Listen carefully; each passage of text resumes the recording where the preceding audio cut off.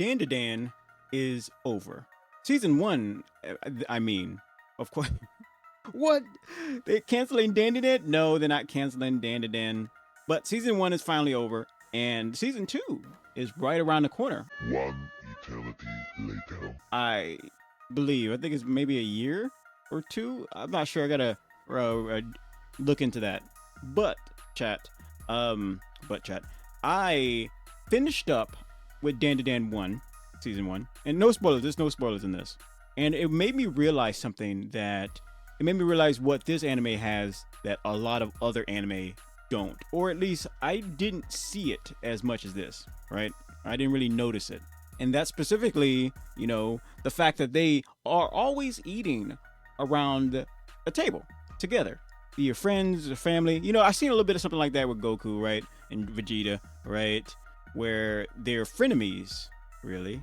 They're always competing with each other. And sometimes you catch them, having a big feast together. Just them. They're eating their entire feast. It's not a, hey, let's have a whole family eat together. No.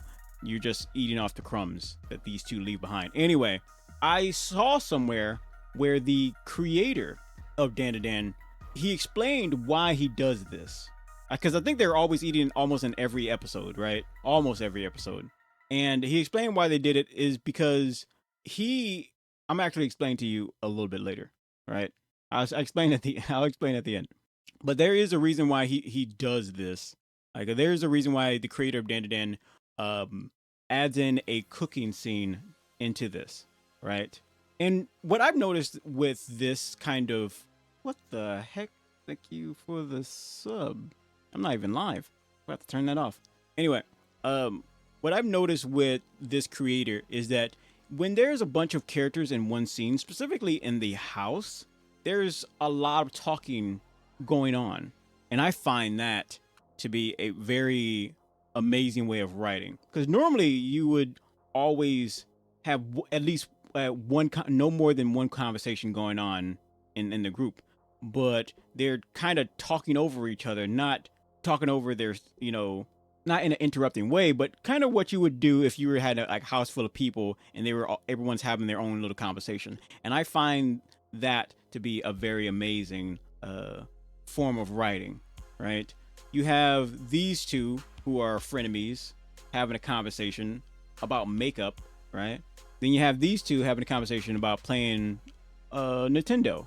Can I say Nintendo? Is that copyright? Am I going to get sued by Nintendo? Because they're doing that nowadays. And then you have the old lady from Power Rangers, the bad guy, asking her, like, hey, where's my, my fluffy cushion, right? There's so many conversations going on, and I'm also want to know where that fluffy cushion is, because she's been bugging for it for a while. So at some point, I'm sure it'll pop up.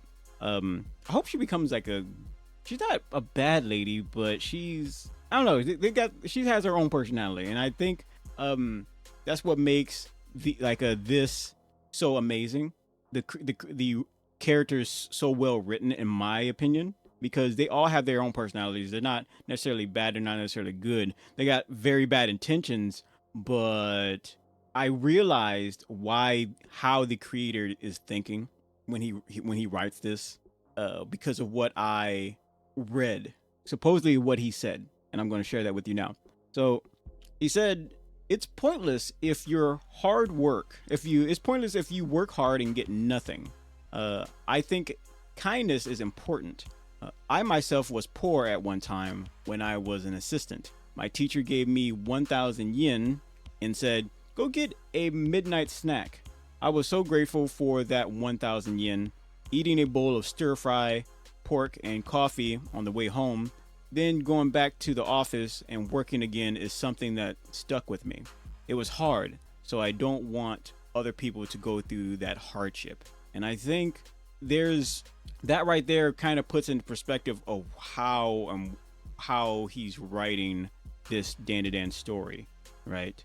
And I think it adds more meaning of, hey, the world is very bleak, but if we work hard, things can get better. And I think that's a magical thing. That's something that what the creator of Dragon Ball kind of put out there, right? At least for me, Goku was a beacon of hope and always trying to better yourself, but also be kind to others and be a symbol of hope, right? I think Dandadan is way more than just an anime chat. It's a vibe. It is a vibe. Anyway, I'll see you next time.